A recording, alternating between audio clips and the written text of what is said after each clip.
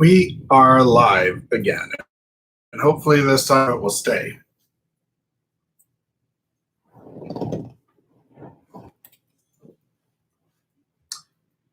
I haven't seen anyone join yet. I'm going to try and get y'all the link. This is so frustrating.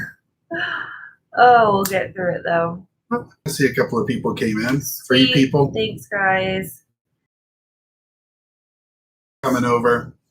Yeah, this is YouTube on the back end for live streams.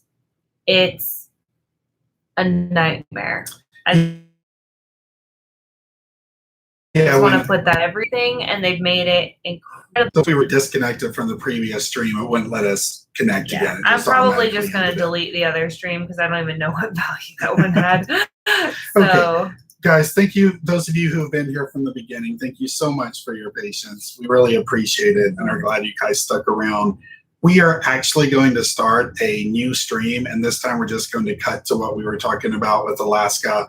We're not going to go through all the intro stuff again. So I want to jump right into some questions. I'm going to cover ones we didn't already cover to Boondock. There is so much BLM land up there and just free open land for people to boondock on. Now, something that's a little different though is if you boondock a lot in the lower 48, you are probably used to using apps like Campendium, even apps like All Stays and maybe RV Parky. I think they show like free camping spots, you know, things like that, boondocking spots. You don't get a lot of stuff like that up in Alaska just because it's so vast and so broad that there are so many places you can just pull off the road and boondock. And our experience was that most people, including us, to be honest, didn't really take the time to update various apps with that information. Once you get up there, you'll see what I mean. And you can kind of even ask the locals if you're not sure. But anything that you're doing up there, hanging out, you know, with people, just other people you meet up there, if you're doing something, and you can ask them, hey, is there any place, you know, I can boondock for free? And a lot of times it'll be like, oh yeah, just, you know, up the road there. So that's just a really open-ended question. In Alaska, and I'm going to preface this really quickly by saying that we're not lawyers. We can't give you any legal advice. Anchorage is really the only place we found that had strict rules about that. So use your common sense, but we spent so many nights just pulled off to the side of the road by a river, and we would face our door to the river and let traffic go by on the other side of the road. It's very difficult to describe until you're up there. And then once you get up there, you see what we're talking about. Also, the same goes for traveling up there. The question we can never find an answer to when we were researching was, can you camp in pullouts along the Alcan? The answer, based on our experience, is absolutely yes. So there are a few pullouts in the Yukon that are marked no overnight parking. Those tended to be ones that were close to campgrounds. So they were popular destinations. You know, they were vacation spots people would come to, and they didn't want people just filling up the area. They wanted them in the campground. But other than that, we had no problems pulling off to the side of the road. Nobody bothered us. You see all the RVs doing it. So again, use your common sense. Don't go out there and, you know, park in the middle of the road and block traffic. Open your slide out where it's in a road and somebody's going to hit it. Use common sense. But basically, any public land up there is free game. Yeah, and also, Holly, what was I just going to add? They're saying it's still buffering. That's probably on YouTube's end because we switched to a completely different internet connection. So we apologize that it's still buffering, but I do think that's on YouTube side. Yeah, YouTube side or maybe the internet. Here, yeah. Yeah, it's. So what were you going to say? Oh, I was going to say in terms of apps and stuff like that, be better now because so many more people are going to Alaska, many more young RVers that you can still use some of those apps when you get up there potentially now, and we should know more next time we go up. So you said we'll answer that question next. You were talking to Lori? Yep. So Lori's question was, how about dumping and refilling water if you do a lot of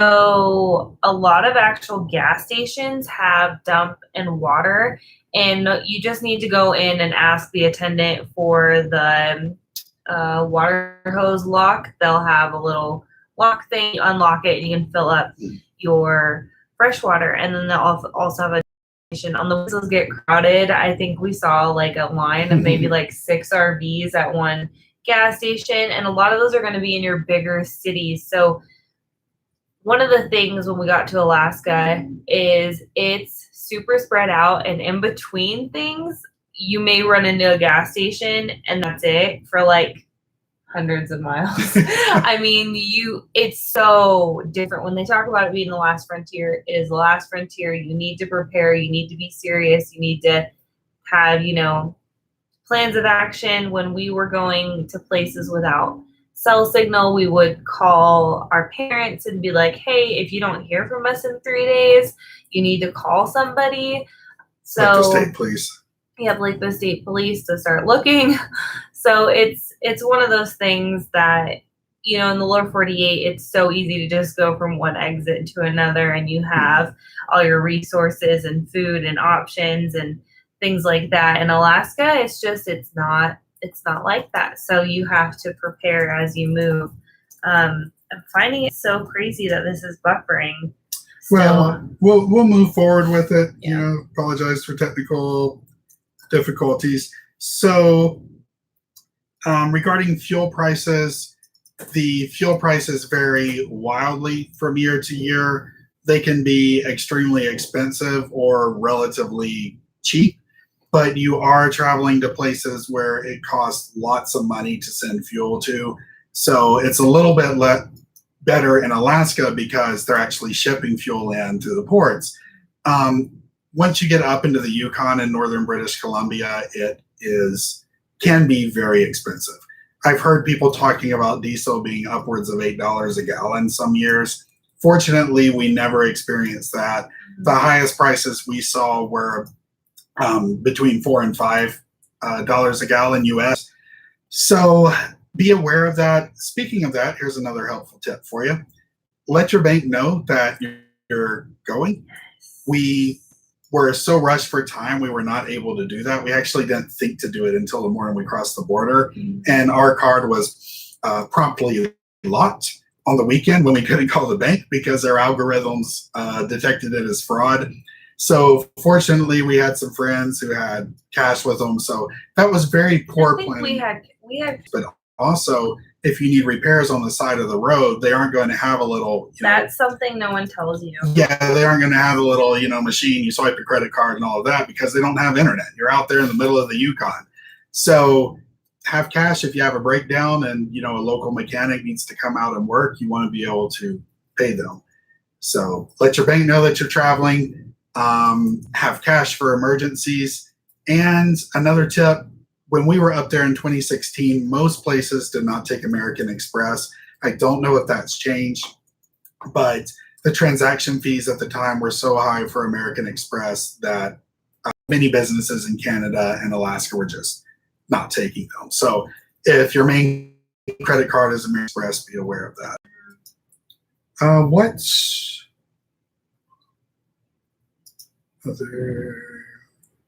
Oh, thank you. Carla said that she loved our videos from Alaska. They were worth every penny.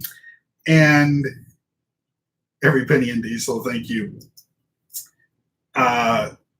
So let me comment on this real quick in case they're not seeing it. Gas Buddy is a great way to find I just some typed of the and said best it wasn't deals. reliable. Oh, it wasn't? Oh, never mind. I mean, they use it though, so.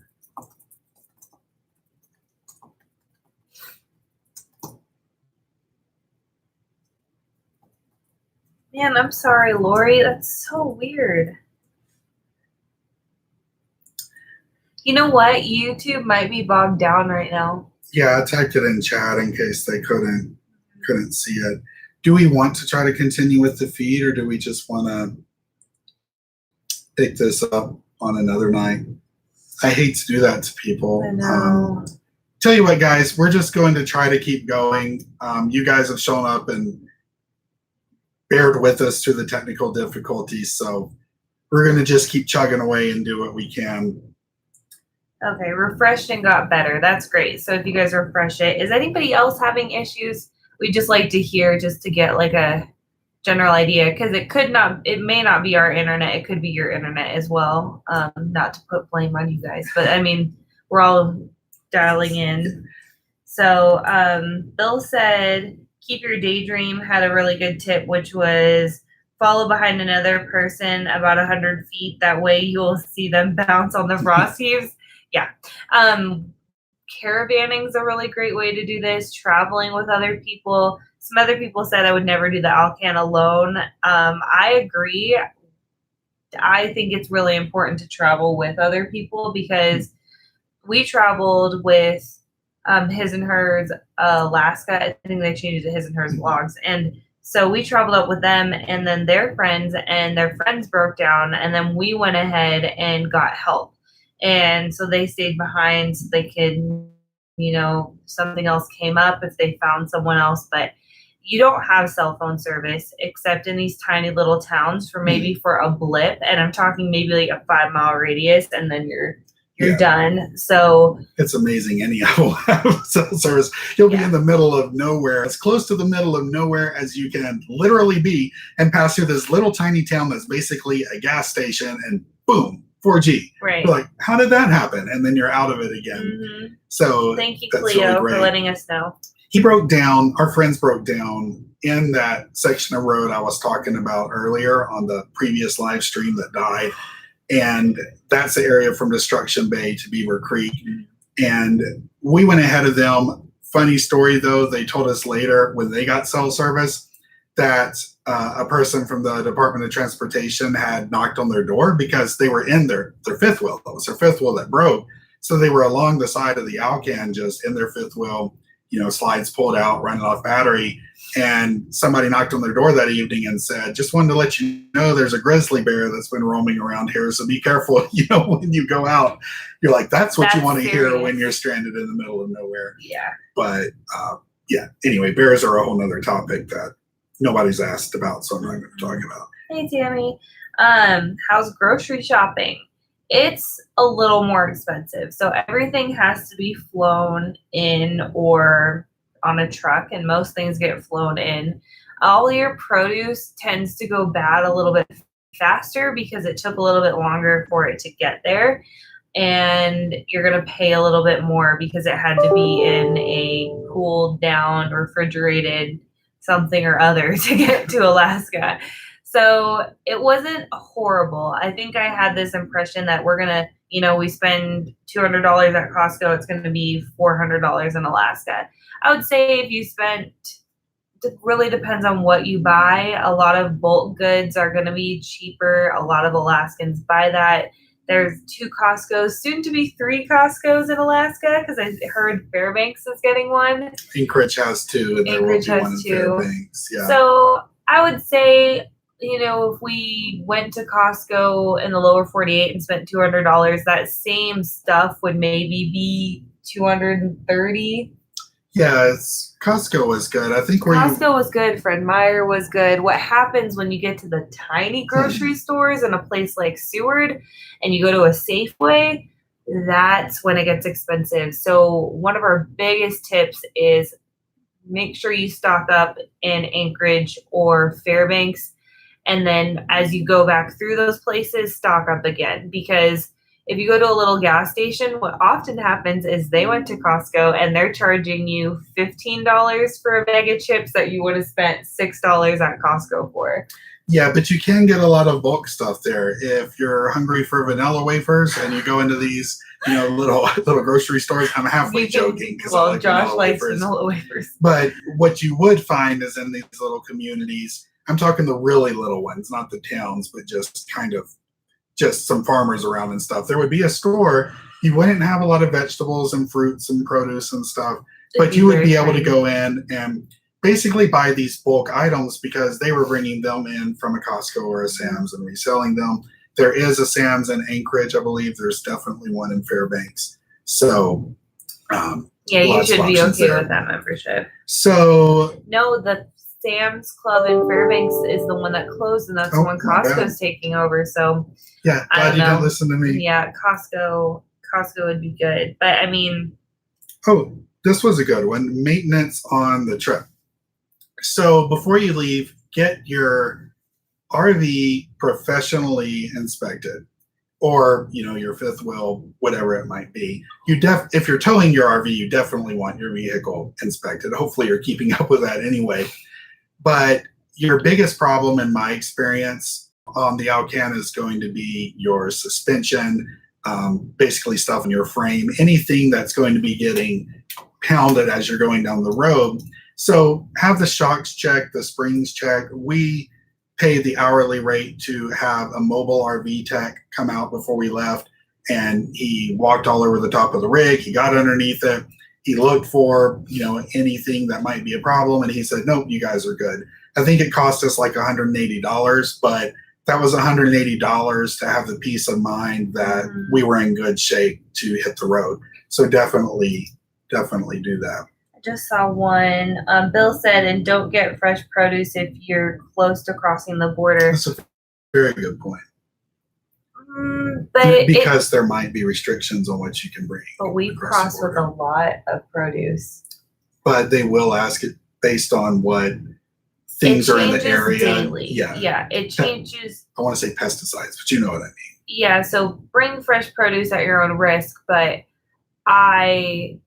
it does change. I mean, there's a chance they'll go through your whole fridge and they're looking for an orange because there's something from California that they don't want getting into Canada. But it does vary. So, I mean, I feel like most of the time that's not a big deal, but you could, if you did stock your fridge completely with only fresh stuff, there's a chance they could say, no, you can't bring that in. Firewood is one of the big things you can't cross the border with. And so we were coming into Canada and they're like, yep, throw it in the pile. And so we rolled over and threw it in the pile. And then somebody had a lot of free firewood. Yeah, someone had a lot of free firewood. A lot of people, this isn't a direct question, but a lot of people, Lori, yes, freezer foods are okay. And I was just actually going to go into crossing the border.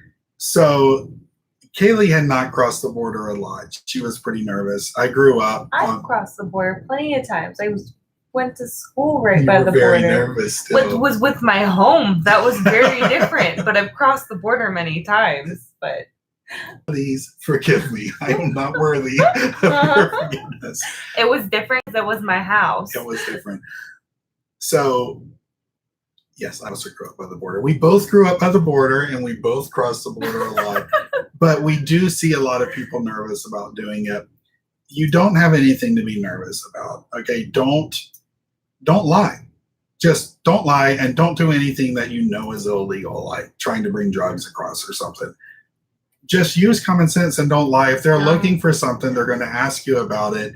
Unless it's something highly illegal, unless you're trying to bring like heroin or something across the border, you're not going to get in trouble for it. They're just going to confiscate it.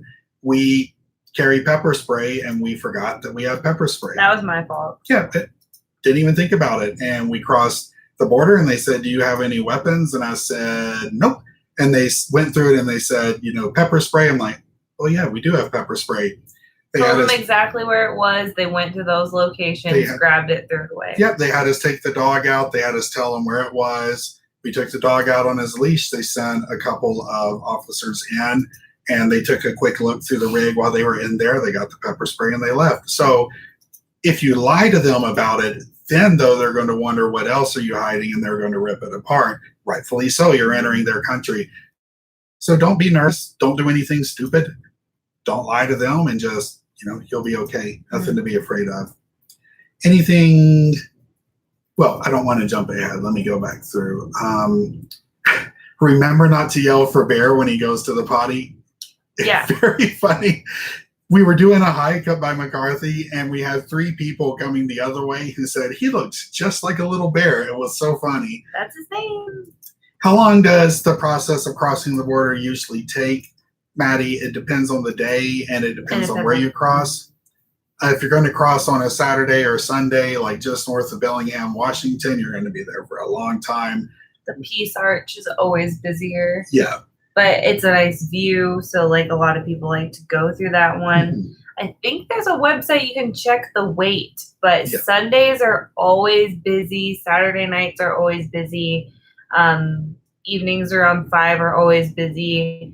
So we crossed super early in the morning at a not so popular entrance, and it was fast. We were like the first people there Mhm. and crossed. So Yeah, you can also just see if there's any sort of major town nearby, then there's also going to be smaller border crossings, in the general area.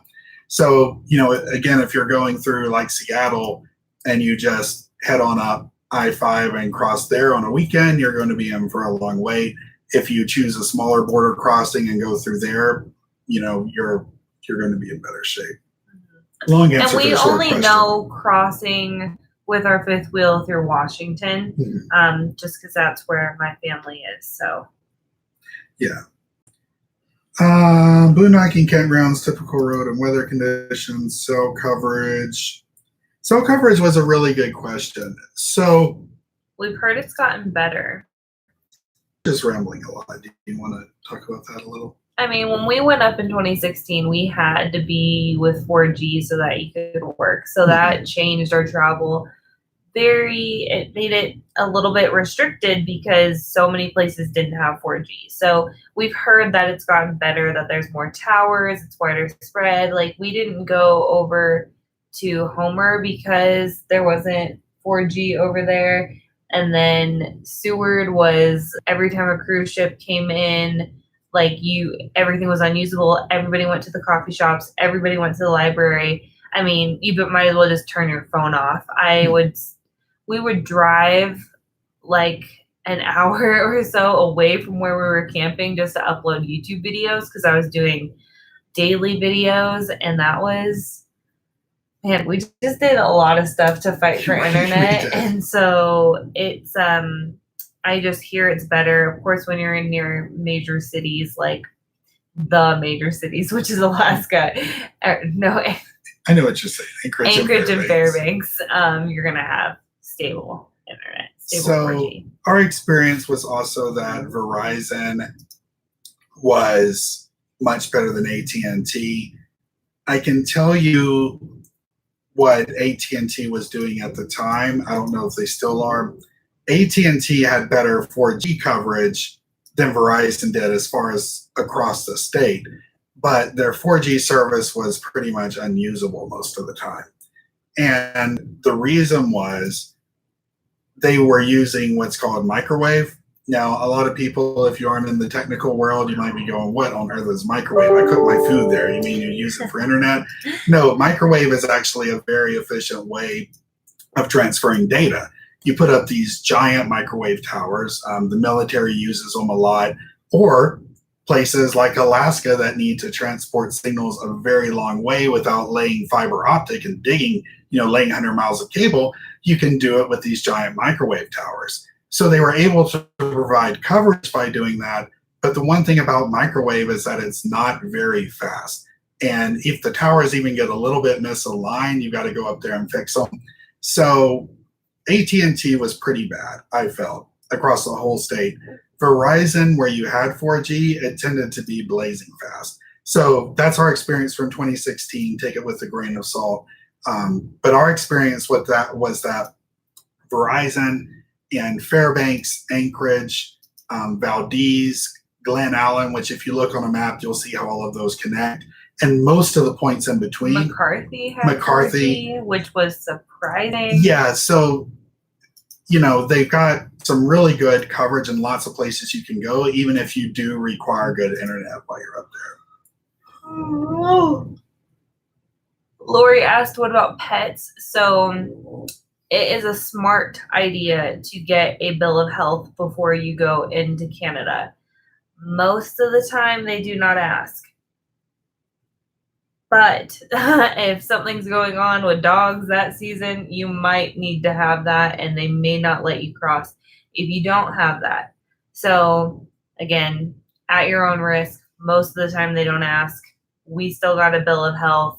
I think it's good to have it on hand.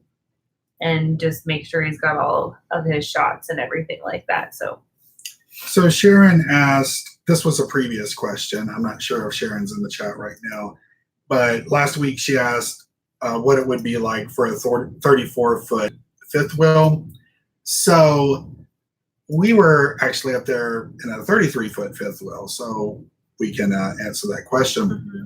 We were able to go to so many places, just boondocking, just off the road, places we heard about, places we saw. I mean, we would just be driving down the road and we would see RVs down by the river. We'd be like, okay, cool, RVs down by the river, and pull off. It's really amazing. So summer, we're going to be going up there with a 38-foot fifth wheel. I'm not worried about it at all. The one limitation that you'll have is if you like boondocking, you'll be driving down the road and you'll see like, a little dirt road going up the mountain, and you'll see these truck campers just everywhere and little small bumper pulls, and you're going to be going, oh man, I really wish I could do that. It looks like the most awesome thing in the world, but I just can't take my fifth wheel up there. So there will be restrictions on where you can go with it. But you know what? If you don't mind tent camping, just take a tent with you. See a place you want to go and you can't get your fifth wheel, and unhitch the fifth wheel somewhere and take a tent. Like, I'm not going to be in a tent. I don't want to be a bear burrito. Everybody's different. So, do your thing, but a 34-foot fifth wheel will be just fine. I mean, people take their 42-foot toy haulers and their 40-foot Class A's up there. The bigger you are, the slower you go. Yeah. That's, I think, how it is. Just you're going to go a little bit slow. Juan asked about pepper spray, bear spray. I think he was joking with this question. Bear spray.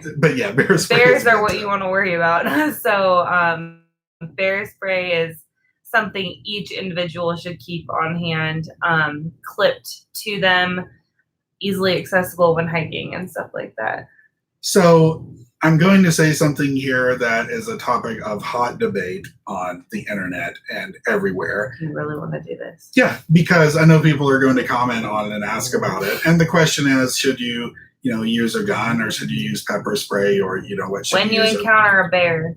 Yeah, what to do when you encounter a bear.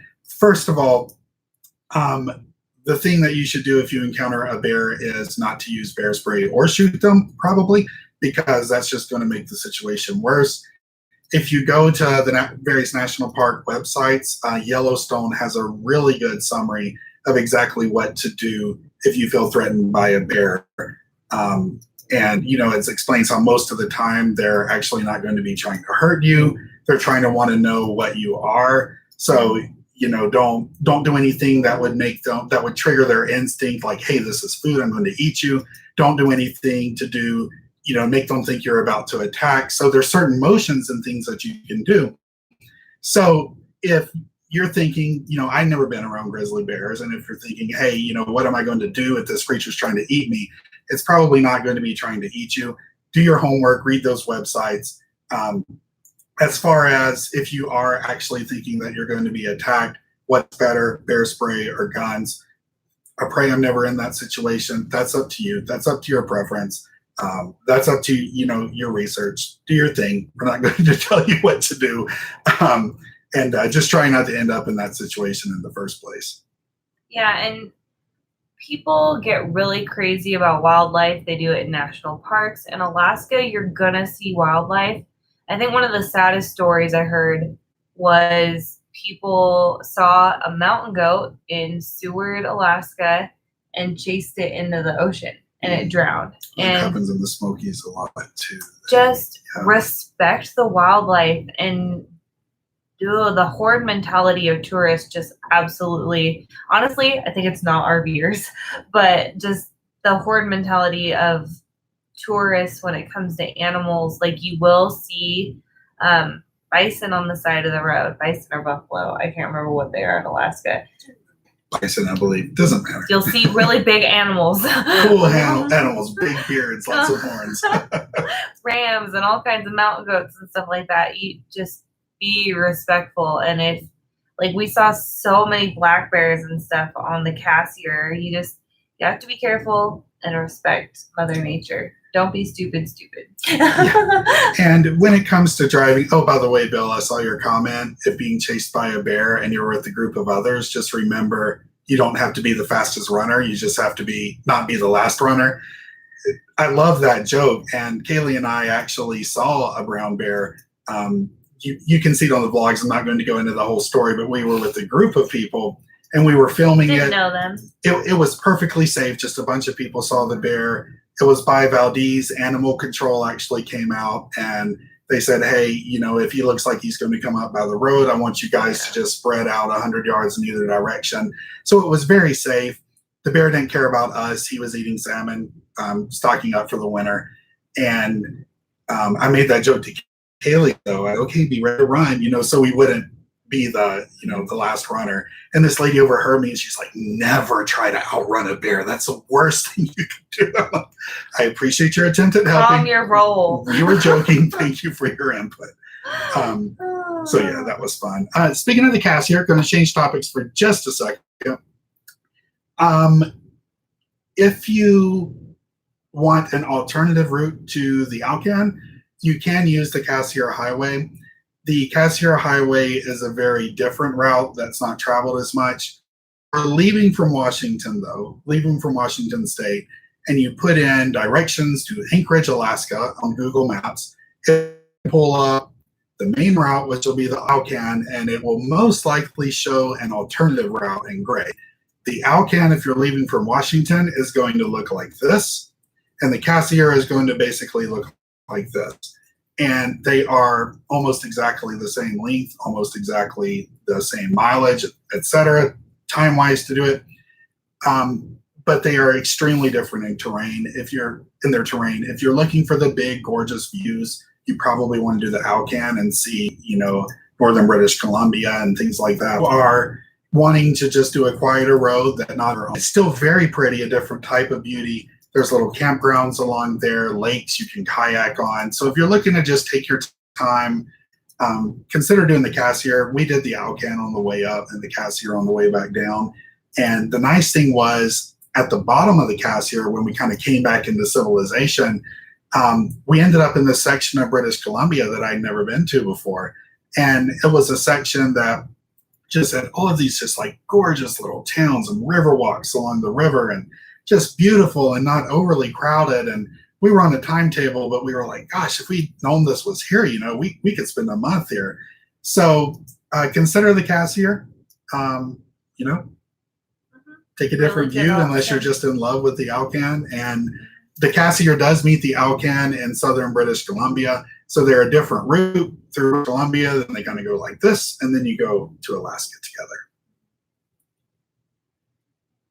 I'll note about wildlife. I grew up in Maine, which had a lot of moose. If you've never been around moose, or if you have been around moose, you might know what happens when you hit one, which is very often that the bears, the bison are extremely hard to see. Slow down your speed, take it slow. Try to avoid doing it at all if you can. But if you do need to drive at dusk or after dark, just be very careful.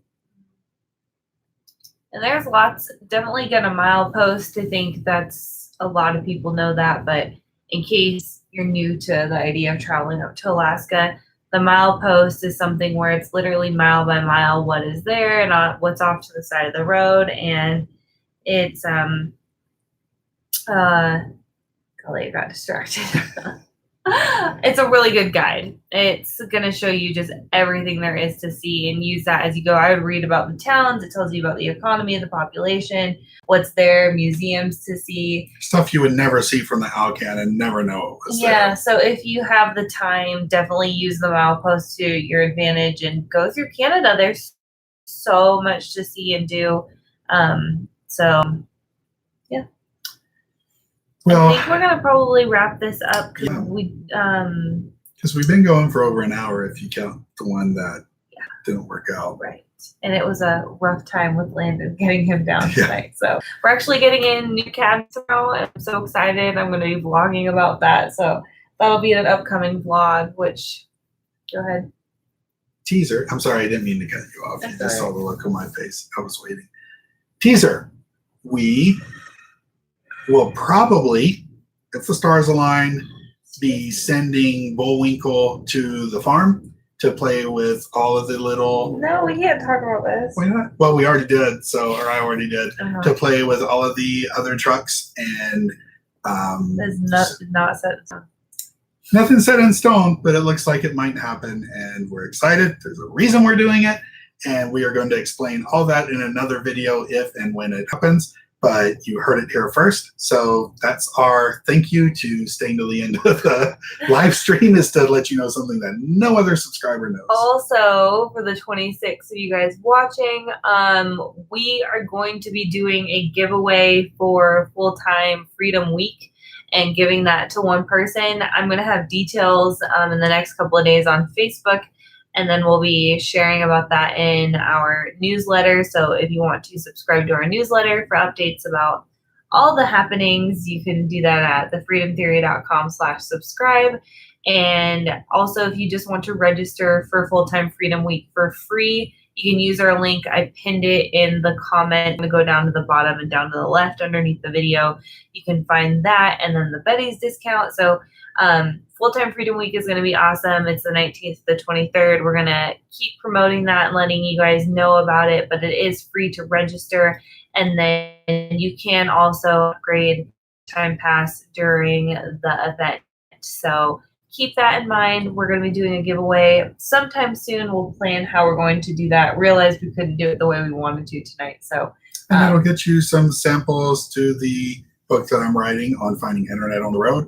We got some questions about that in the live stream, and so I didn't answer them due to time, but I love the questions about internet, so we will be taking that up in future videos, and freedomtheory.com/subscribe to receive some early chapters and things of that nature.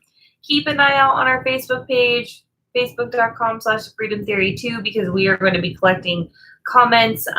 We go to patrons first, so thank you so much for those of you who are patrons. We appreciate it so much. It means so much that you're on the Freedom Seeker team. I have a link down below if you'd like to become one, but they're helping drive and pick a lot of these topics. And I think the next one that they picked is talking about mental health on the road and the transition to RV life and what that looks like, because it's a unique transition going from your quote-unquote normal lifestyle into RVing. So we'll let you guys go. Thank you guys for hanging out and chatting with us, and don't forget to live simply, dream differently, and find your freedom. We'll see you guys next Tuesday for another live stream, and Wednesday there will be a vlog.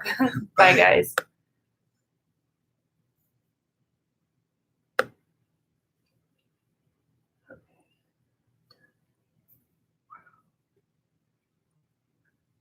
They still not called Florida. That's great.